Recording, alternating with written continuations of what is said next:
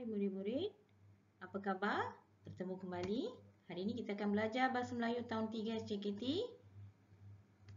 Unit 20 bertajuk Haiwan yang berfaedah.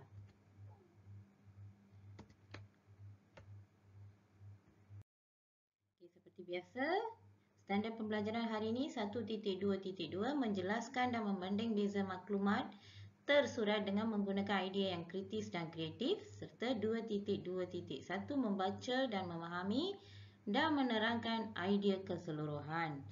Objektif hari ini, pada akhir pembelajaran ini, murid dapat menjelaskan dan membanding bezakan maklumat tersurat dengan menggunakan idea yang kritis dan kreatif, serta membaca dan memahami serta menerangkan idea keseluruhan dengan betul. Jom murid-murid. Baiklah murid-murid, mari kita buka muka surat 123, Unit 20, Haiwan yang berfaedah. Jelaskan dan banding bezakan. Biasanya bila kita banding bezakan, kita akan menggunakan peta Eyting, peta B berganda ya. Beginilah coraknya ya. Hari ini kita akan banding bezakan tentang biri-biri dan kambing boy ya. Okey, mula-mula kita tengok apakah persamaan mereka berdua ya. Okey, mereka memang dua-dua haiwan ni makan rumput. Ya. Dua-dua ni memang tidur di dalam kandang, memang dibela di dalam kandang ya. Okey, daging mereka boleh dimakan ya. Okey, daging kambing biri-biri dan daging kambing boy boleh dimakan, dimasak dan dimakan ya. பாத்தீங்கன்னா செம்மறியாடு இது ஆடு இரண்டுமே புற்களை சாப்பிடும், இரண்டுமே அதோடைய பட்டியல் தான் வாடும். பிறகு அதனை இரண்டையுமே ஒரு உணவாக சாப்பிடலாம். சரிங்களா? Okey. Jom kita lihat perbezaan kambing biri-biri pula ya. Ia mempunyai bulu yang tebal, badan dia kecil dan telinga dia pun kecil. Tetapi kambing boy berbulu nipis. Tapi badan dia besar, telinga dia panjang ya. இங்க நீங்க பாத்தீங்கன்னா அதனுடைய காதுகள் இரண்டுமே வேறுபாடு இருக்கு. உடல் உள்ள ரோமங்கள் வேறுபாடு இருக்கு. உடல் உறுப்பு அதாவது உடலுடைய அளவும் வேறுபாடு இருக்கு. நீங்க சாதாரண ஆடு பாத்தீங்கன்னா பெரியதா இருக்கும். அதாவது செம்மறி ஆடு சிறியதாக இருக்கும். சரிங்களா? இதை தான் நம்ம வேறுபாடாக நம்ம பார்த்தோம். இப்போ நம்ம என்ன செய்ய போறோம்னாக்கா அதை நம்ம இன்னும் டீட்டெயிலா பார்த்து முடிச்சிட்டோம். சரிங்களா? ஓகே, இதை நம்ம பத்து ஐத்திங் அதாவது 10 பேபர் கண்டல நம்ம செய்தோமாக்கா இதெல்லாம் வட்டமாக போட்டு அதாவது விலங்குகளுடைய படங்களையும் வட்டமா போட்டு பெயரா போட்டுடலாம். சரிங்களா? Okay. Cuba lihat ya di sini. Buka muka surat 48 jilid 2 unit 20 haiwan yang berfaedah. Jelaskan dan banding bezakan maklumat.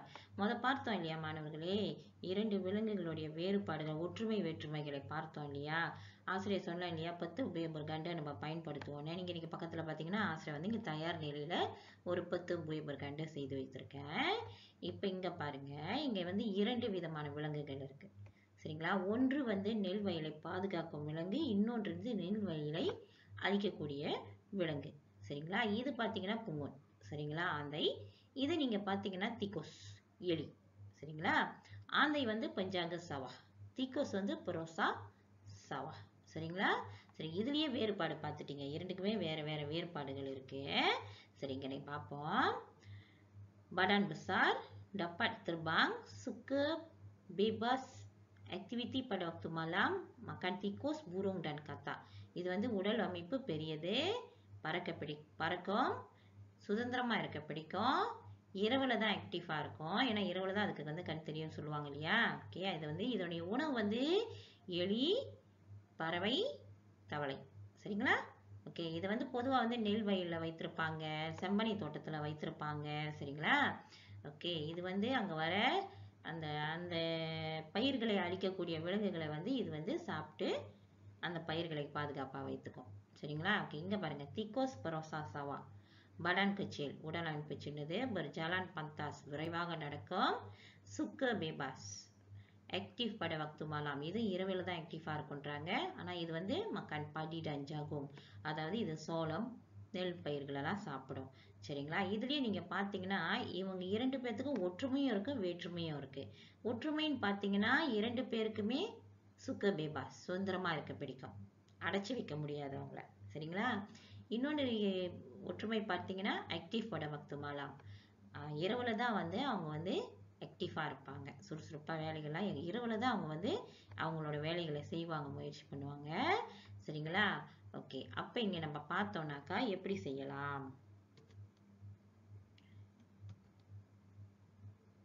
Okay.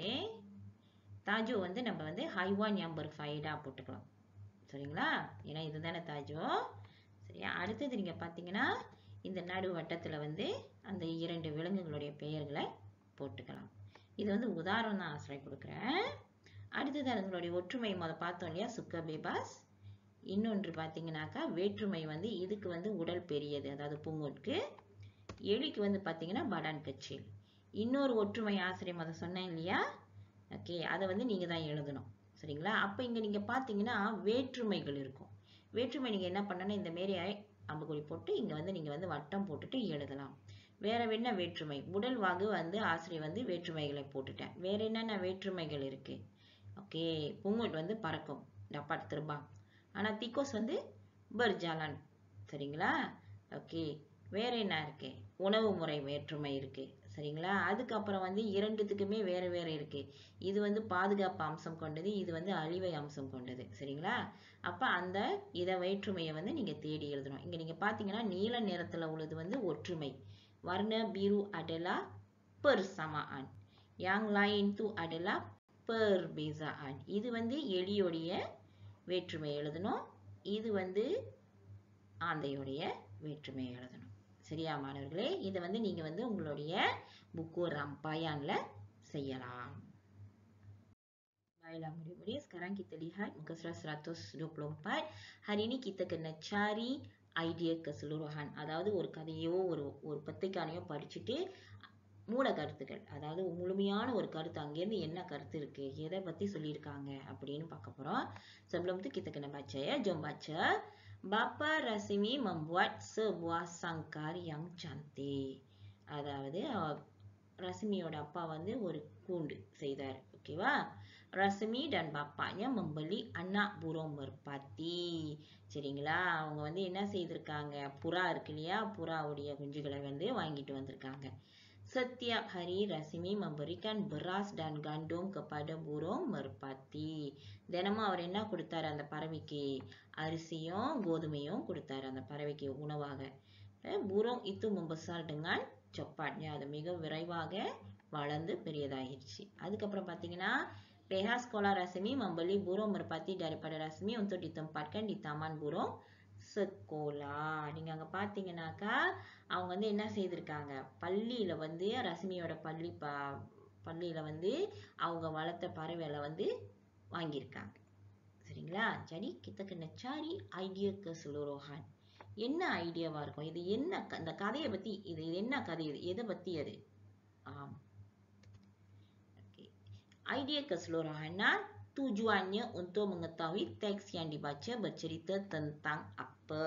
Kita kena tahu ya maksud sebenar cerita itu. சரிங்களா? முழுமையா ஒரு கதை.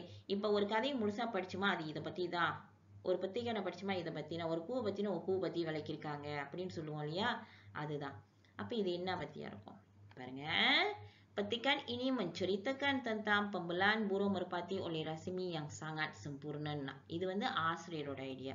நீங்க எழுதலாம், petikan ini menceritakan tentang pembelian burung merpati dan penjualan burung merpati oleh Rasmi அப்படின்னு கூட நீங்க எழுதலாம். அதை தான் நீங்க சொல்லியிருக்காங்க. அவர் வந்து அந்த பறவையை வளர்க்கும் முறை, வளர்த்த பிறகு அவர் விற்ற முறையை பத்தி பேசியிருக்காங்க. இதுதான் முழுமையான ஐடியா keseluruhan சொல்லுவாங்க, முழுமையான கருத்துன்னு சொல்லுவாங்க. சரியா? Oke, mari sekarang kita lihat buku jilid 2 muka surat 49 ya. Sebelum itu kita baca teks ni ya. Datuk Imran membeli ikan bujuk di dalam sebuah kolam. Selepas ikan itu matang, Nenek Imran membuat ikan salai. Neneknya menunjukkan cara membuat ikan salai kepada Imran. Mula-mula, nenek menyiang dan mencuci ikan bujuk. Ikan bujuk itu dicuci dengan air asam jawa atau air limau. Imran menolong neneknya merendam ikan itu dengan air garam. Selepas itu, dia mengeluarkan ikan tersebut. Dia menggantung ikan itu pada penyalai sehingga kering. Kemudian ikan bujuk itu diasapkan dengan menggunakan tempurung yang dibakar. Akhirnya jadilah ikan bujuk salai. சரிங்களா, இது எதை பற்றினாக்கா அவங்க வந்து ஒரு ஈக்கான் பூஜை வாங்கிட்டு வந்து வளர்த்தாங்க. யார்? இம்ரானுடைய தாத்தா ஒரு கோலாமில். அதுக்கப்புறம் அது வளர்ந்துட்ட பிறகு அதை வந்து ஈக்கான் சாலாய், அதாவது வாட்டுற மீன் ஆக்கியிருக்காங்க. சரிங்களா, வாட்டி எடுப்பது. அப்போ நின்னி மனுஞ்சுக்கான் அவங்களுடைய பாட்டி வந்துட்டு எப்படி அந்த செய்முறையை வந்து காட்டுறாங்க. அப்போ முளை மஞ்சியாங் அதை வந்து ஆய்ந்து சுத்தப்படுத்துகிறாங்க. அதுக்கப்புறம் வந்து அதை வந்து புளி தண்ணிலையும் எலுமிச்சை நீர்லையும் வந்துட்டு கழுவுறாங்க. ஏன்னா அதோடைய வாடை போகிறதுக்கு. membuangkan bau hanyir ya. Okey, Imran menolong neneknya merendam ikan itu dengan air garam. அதுக்கப்புறம் அதை வந்து உப்பு தண்ணியில் ஊற வைக்கிறாங்க. சரிங்களா, ஓகே. அப்புறம் பார்த்தீங்கன்னா அந்த மீனை எடுத்து வெளியே எடுத்து gantung ikan tu pada penyalai sehingga kering, தொங்க விட்டுறாங்க. தொங்க விட்டோன்னே அது வந்து நீரெல்லாம் வடிஞ்சு சுத்தமாயிருது. சரிங்களா, காய்ந்துருது. அதுக்கப்புறம் அதை என்ன செய்கிறாங்க? புகை மூட்டுறாங்க. தெம்புரம் என் பக்கார், அதாவது தெம்புரம்னாக்கா கொட்டாங்குச்சின்னு தெரியும் இல்லையா, தேங்காயில் இருக்குது. அதை வைத்து எரித்து அந்த புகை மூட்டி இதை வந்து டாகிங் சாலாய் ஆக்கிடுறாங்க. சரிங்களா, இதுதான் அந்த ஐடியா. சரி, ஐடியா keseluruhan. நீங்கள் கீழே பார்த்தீங்கன்னா பாட்டாக வந்து அந்த பகுதியை வந்து செய்திருக்காங்க. அதாவது செய்முறையை வந்து காமிச்சிருக்காங்க. இது ஐடியாஸ் keseluruhan. மொட்டு மொத்தமாக எதை பற்றி பேசியிருக்காங்க அப்படின்னு தான் நம்ம பார்க்கணும். அங்கே பார்த்தீங்கன்னா membela ikan bujuk, membuat ikan salai, cara membuat ikan salai. Jadi petikan ini menceritakan tentang என்னது? Pembelaan ikan bujuk oleh Datuk Imran dan cara membuat ikan salai yang ditunjukkan oleh Nenek Imran. அதுதான் விட. சரிங்களா, இதுதான் ஒட்டு மொத்தமா. அதுதானே அங்கே தானே செய்முறையை தானே அங்கே செய்திருக்காங்க. அதை தான் நீங்கள் இங்கே எழுதணும். மின்னுக்கு வந்து இது கண்டிப்பாக இருக்கணும். petikan ini menceritakan tentang, அது கண்டிப்பாக அந்த சொற்கள் அங்கே இருக்கணும். சரியா மாணவர்களே? Baiklah murid-murid, hari ini kita dah belajar ya cara-cara bagaimana nak mencari idea keseluruhan dan cara membuat peta buih berganda kan. Cikgu harap murid-murid dapat memahami dan membuat kerja dengan betul ya. Okey, setakat ini saja untuk hari ini. Terima kasih.